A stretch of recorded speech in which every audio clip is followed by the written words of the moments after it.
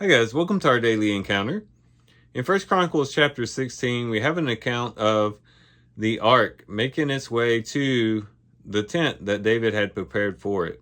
And there's a lot of worship and a lot of praise that takes place here.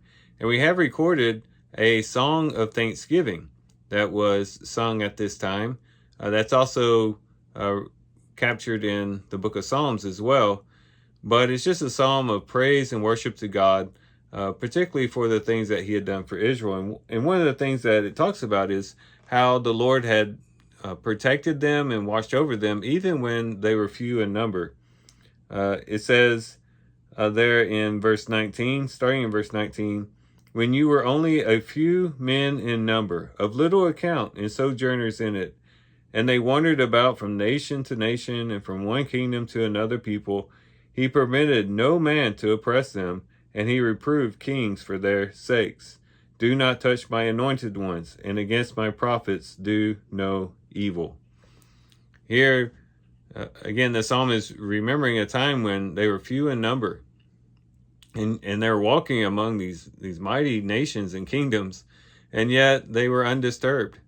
Here, probably talking about the time of the patriarchs when, there were just a handful of them. Matter of fact, the book of Genesis closes with about 70 people coming down into Egypt, and so going back before then, it was just Abraham, and then there was Isaac, and then Jacob, and then his sons, but there wasn't a whole lot of them, and they were among all these nations, and yet they remained undisturbed because God had protected them and had looked after them. And of course, this is a testimony to God's faithfulness to them, even when they were not a large nation. Here at the time of David, of course, they had grown into a very populous people, but the Lord was faithful to them even when they were small in number.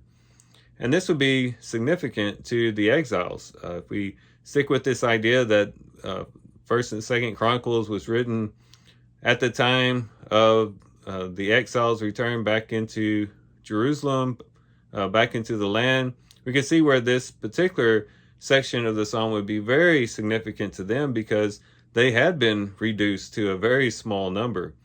Around 50,000 people returned back to the land after the Babylonian captivity under, King Cyrus's edict and things like that. And 50,000 is not very much for a whole nation.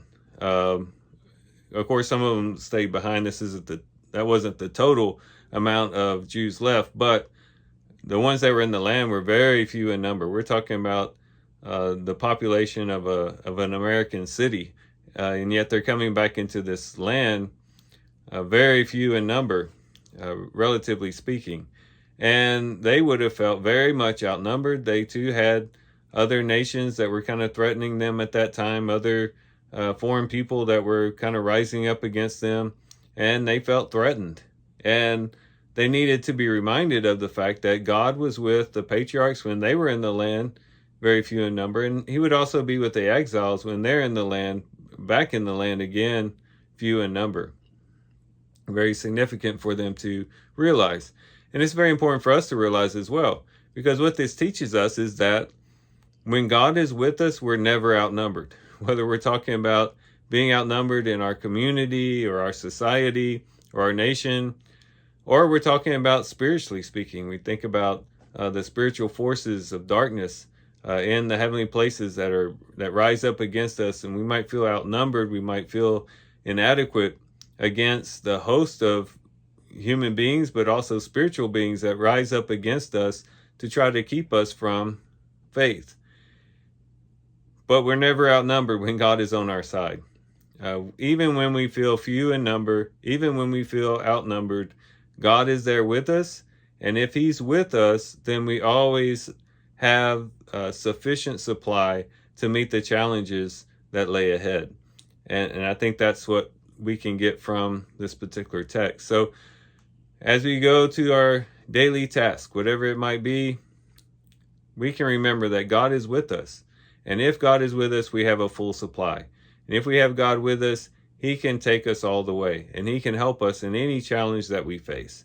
And hopefully we'll be encouraged to know that as we do our reading today. And with that, guys, I do thank you for watching the video today. Hope you guys have a great day. Love you guys. God bless.